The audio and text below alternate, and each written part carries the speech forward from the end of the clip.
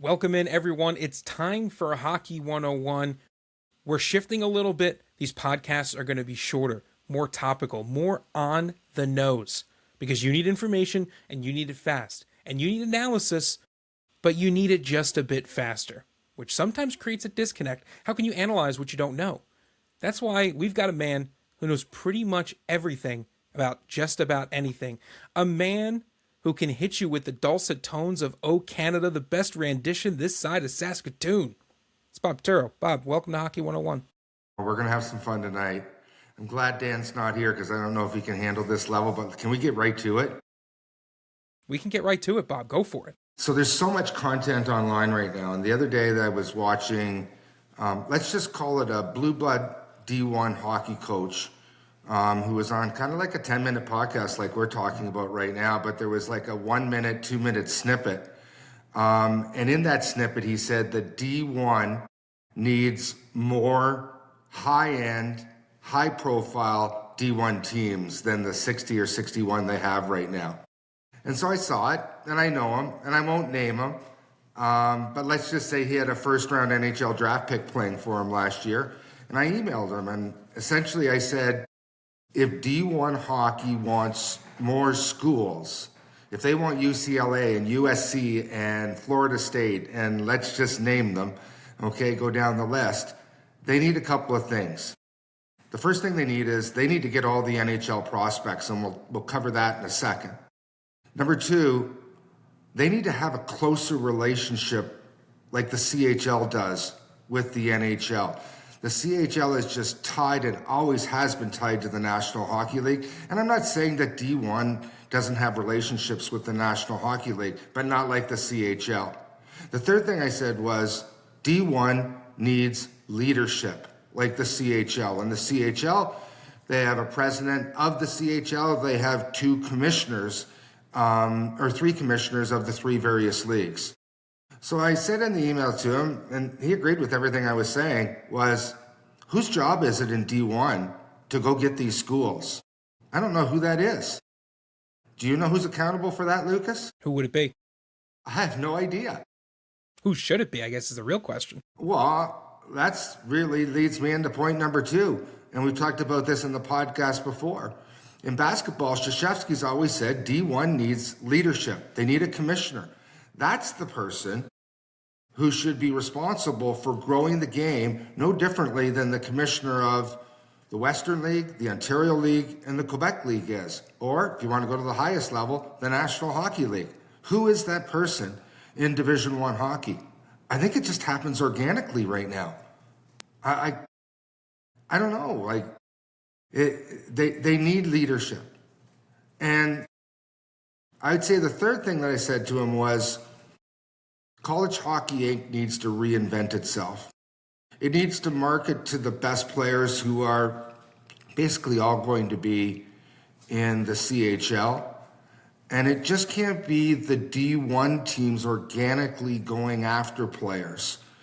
There needs to be a coordinated social media program. Heck, I'm getting right now, we take all our information from College Hockey Inc., but it's all coming out from the teams first. Shouldn't that be coordinated to message that properly, Lucas?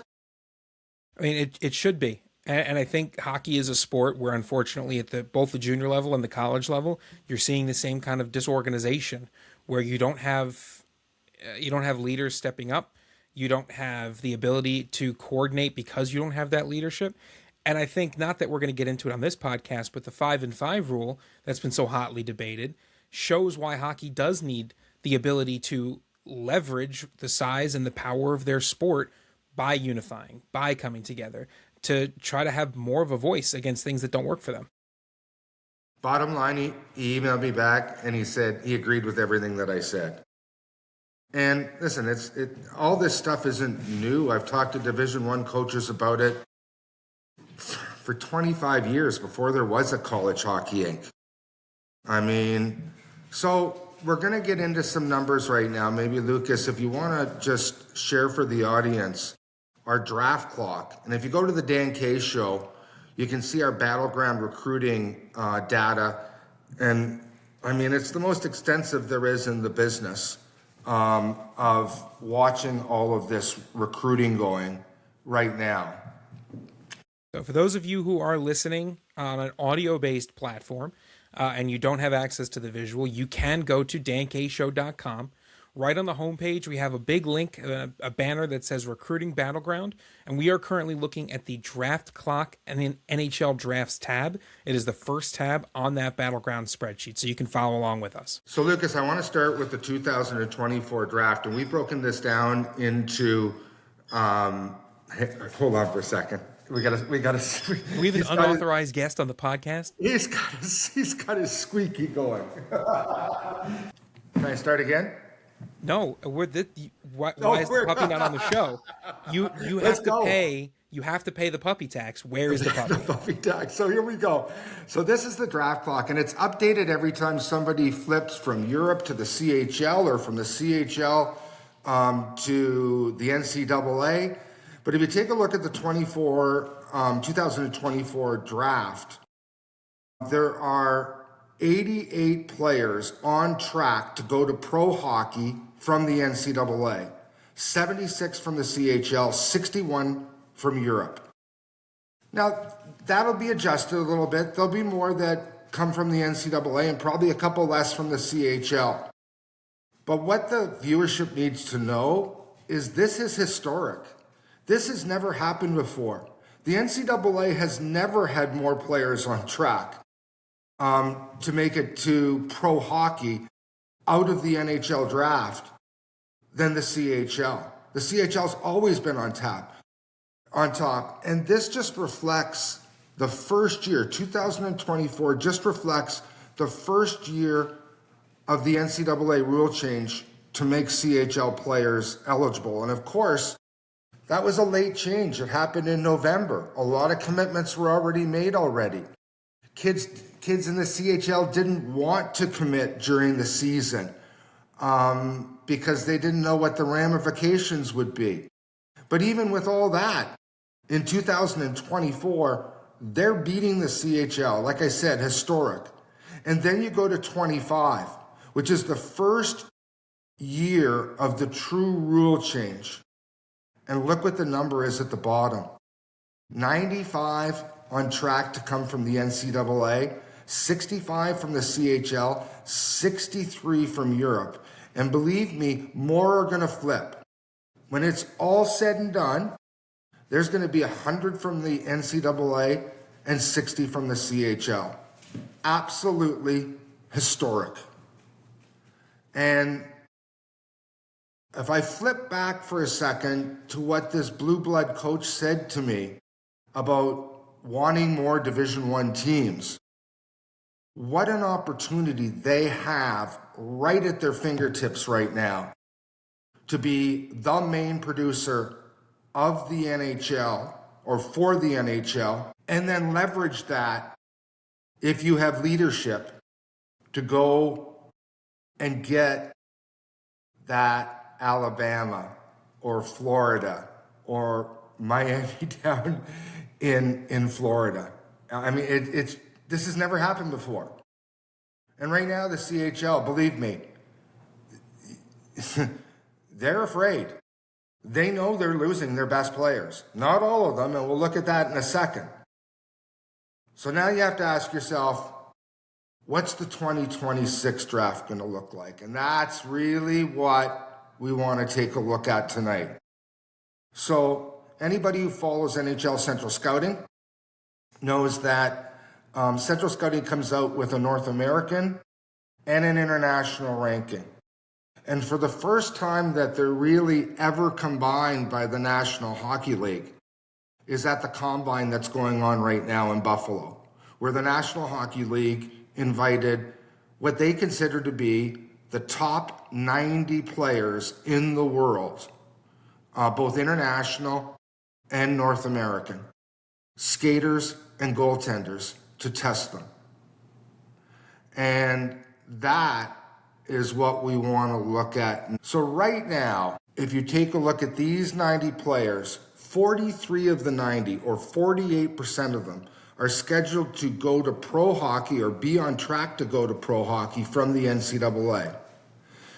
This 48% is way up from where the number is as far as the number of players from the NCAA in the National Hockey League right now. That number is somewhere around 30%.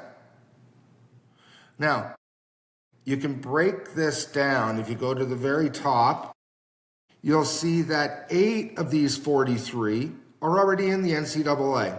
And then we have 18 that are committed to go next year. That's 29%. So that 30% number that I was using as far as NCAA making up the National Hockey League, I mean, that's a good number. Scroll down just a little bit, Lucas. Now you'll see what I'll call the deferral commitments. There's 17 of them to make up the 43. These are kids that are not coming into 27-28 or 28-29. There's no guarantee that those players are ever going to make it to Division I hockey. Let me tell you, those CHL teams are going to be fighting for every one of these players. And you see some highlighted there. We'll talk about those highlighted players in a second. And you can see the common denominator. They're all playing for American teams. 6 of them are in the USHL. One of them is a high school kid in Minnesota. So we'll come back to that. So 43. And if you keep scrolling down, Lucas, you'll see right now that of the 90, 24 are in the CHL. Now, these can be recruited away by the NCAA at any point in time. Maybe they have no interest in going to school. Maybe they just want to go straight to pro hockey, finish out their CHL career and go there. I can tell you this, rarely does it ever happen that an NCAA player ever comes back to junior. It happens, but rarely. Right now, it's a one-way street the other way. So you have to assume that if the NCAA can keep their 43 and they can dig into 24, wow. Now we have something that's earth-shattering moving forward. And remember, what the cool kids are doing today, next year's cool kids are going to want to do, right? McKenna paved the way for a whole bunch of people. Let's see if this DuPont kid ends up in the NCAA next year. Those are the trailblazers for all these schools. Questions, comments, Lucas? Well, I think one thing first, and it goes back to this idea of needing to be more unified, right? You talked about how this is such a critical moment for the NCAA because you don't often get this much momentum handed to you on a silver platter, right? But momentum requires the type of unification we're talking about, right? You need to be kind of working together to keep that ball rolling down the hill. You're not going to get this type of environment all that often, and you only got it because of such a huge shift. And I think what these numbers spell out is that, not to say it's do or die, but man, you are never going to get another chance like this to cement yourself as a great, not just development pathway, but elevation pathway, the direct pathway to where these kids want to go. You know, it's going to be amazing watching the NHL Draft coming up because you're going to hear over and over again Joe Smith or Billy Jones playing for whatever CHL team going to whatever NCAA team next year. Or player in the CHL, and there's rumors around that he might be going to North Dakota, Michigan, Michigan State, BU. Pick your blue blood, right? Did I leave out Denver? Aren't they the biggest blue blood of all, by the way? Yeah. Sorry, Denver. But the whole battle is about these kids who have already committed from the CHL and the ones who haven't that are at this combine. If the NCAA can secure those players, they will be the path to the National Hockey League, and the CHL knows it. So, you use the word momentum. With leadership, they can use this momentum to partner with the National Hockey League and grow the college game in America. to get more Division One schools. Growing the game at the Division One level is, I think, I've always said this. We said this on Pod 1. It's where the money is for the NHL. I mean, if you're a casual fan in a non-hockey market, do you know who the Kitchener Rangers are and the London Knights and the Everett Silvertips? Maybe the odd person. But you know who the Florida Gators are, and you know who the USC Trojans are, and you know who the Alabama Crimson Tide is, and those are the teams that this blue blood Division One coach was talking about on that podcast and with me via email. It's the opportunity of a lifetime for Division One hockey here, and somebody just needs to step up and be the leader. To your point, I was watching a highlight that came across social media, and it was of the Kitchener Rangers, right? And I looked and I said, I don't think that guy plays for the New York Rangers, and why is they showing a Rangers highlight anyway? Right? So even someone who is very locked in and is someone who pays attention, that you see a logo and you should know which Rangers they are, and you don't. Right? So like you said, you have to imagine that the brand recognition is not there in the States. But like so many other things, if you allow the brand to grow and you don't cut it down, because it is a competition, right? If you don't cut down the competition right away and you let it grow, it becomes a much bigger problem to deal with. So Lucas, let's take a look at the players that I mentioned before that are highlighted in the yellow. There's 7 of them, and they all play in the USHL. 3 of them, I believe, play for the development program. They're aging out of the development program. They have to make a choice. Their commitment, they can advance, and maybe we'll see this. Maybe they'll advance their commitment and they'll come onto campus for the teams. Like I see Michigan State, Minnesota, and BU. Maybe they'll go there this year. I mean, there'll be some of that's happening. And there'll be some deferrals, some further deferrals that will happen. But if they don't advance, where are they going to play this year? Are they going to continue playing in the USHL? The trend right now is those kids are going to the CHL. It's a one-way path. The CHL is getting not all the players, but they're getting a lot of players, American players, and they're getting a whole bunch of kids who have already committed from the USHL that are flipping over. Don't forget, last year there were 56 players from the USHL that went to the CHL. 6 of them were NHL draft picks. There's probably going to be another 10 of those 56 that are going to be NHL draft picks this year. None are going the other way. We know that the USHL, which is a great league, but it's not the 4th major junior hockey league. So where are those kids from the development team gonna park themselves next year before they go to college? And then you have to take a look at the other kids in the USHL. Muskegon, Youngstown, Des Moines. I mean, can they hang on to those kids? I had a USHL general manager and head coach talk to me this week who said for the first time he's lost a player to the CHL.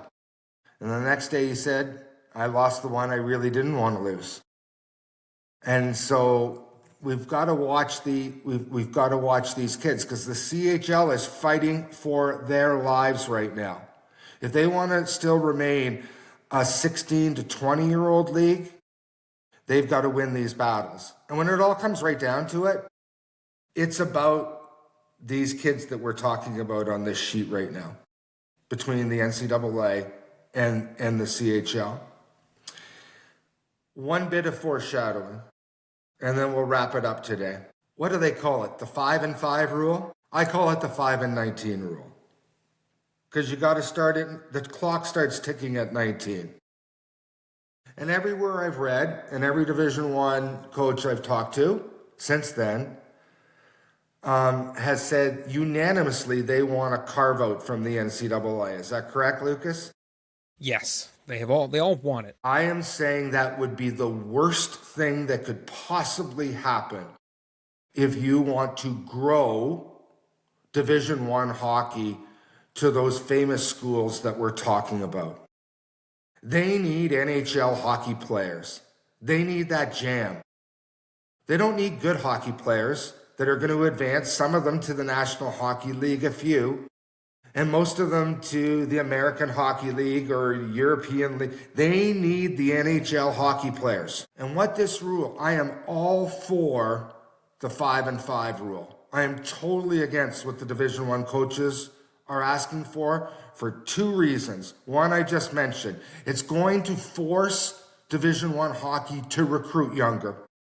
And it's going to give them that opportunity to get those best players, because now they're going to be going head to head for all those players that the CHL wants to keep.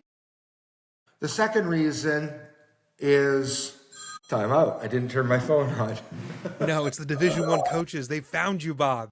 So the second reason, Lucas, I'm totally for the 5-5 or 5-19 rule, is when I met you in the USPHL and the NCDC, I couldn't figure out why all these kids were out of school for 1 year or 2 years or 3 years when, 95 to 99% of all kids in Canada and the United States, they graduate high school and they go to university.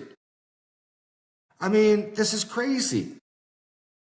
I mean, let's go after the best players if we're Division I hockey, and let's get kids in school. And if there's going to be late bloomers, they're going to come out of 60 times 25 is, what is it? 1,300, 1,500, like whatever it is. Yeah. You're the teacher. I mean, there's going to be late bloomers there. Stop giving me this crap that we have to delay because of the late bloomers. Grow the game. If you want 2,000 players in college hockey, find the leadership and grow the game with the best players. And we'll talk more about the 5-5 and 5-19. But it'll be interesting. We've got some drafts coming up. We've got the OHL draft. We've got the Quebec draft. We've got the NHL draft. And we're going to break down a lot of data. It's going to be interesting. One of the things, and I won't dive into the 5-19 topic, because I think that is going to be another fun topic that we can discuss. But what I will say is that we're coming up on our third year of data, of numbers, of things to look at after the seismic shift in the hockey landscape. In that sense, we are finally coming up on the year where we can analyze a trend. 1 year is a data point. 2 years, that's not really a trend. That's just a line. Any 2 points can be connected by any line you want. But that third year, that's where you start to create trends. You start to create that line of best fit. What does that mean?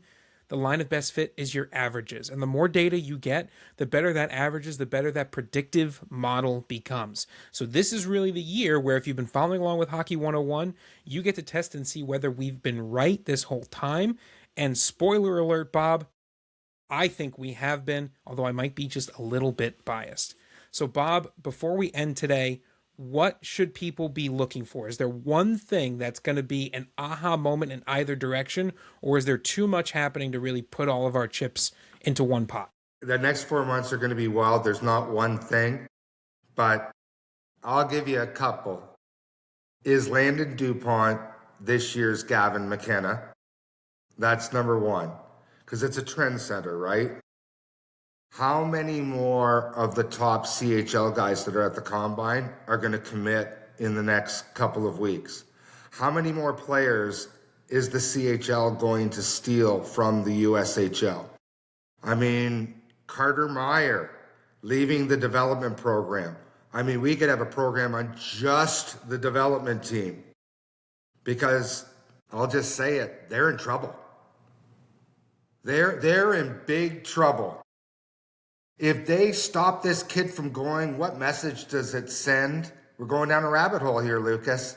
What message does it send to the next group of kids that you're going to control where I play?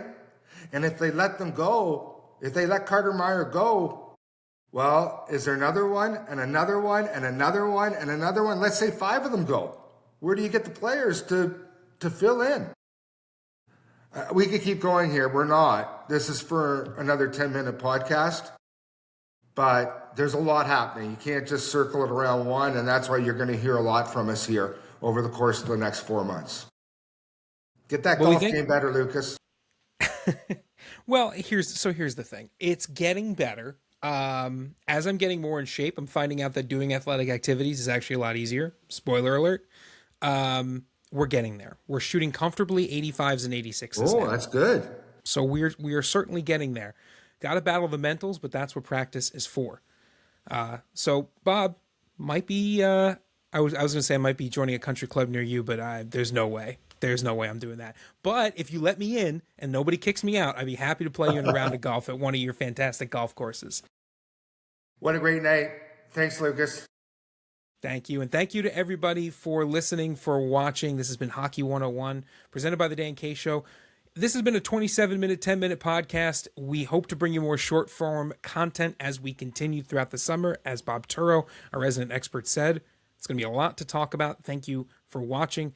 Like, comment, share, subscribe, all that fun stuff, whether you're on YouTube at Official Dan K Show, www.dankshow.com, or at _Dan K Show on social media. That's all for us. We'll see you next time.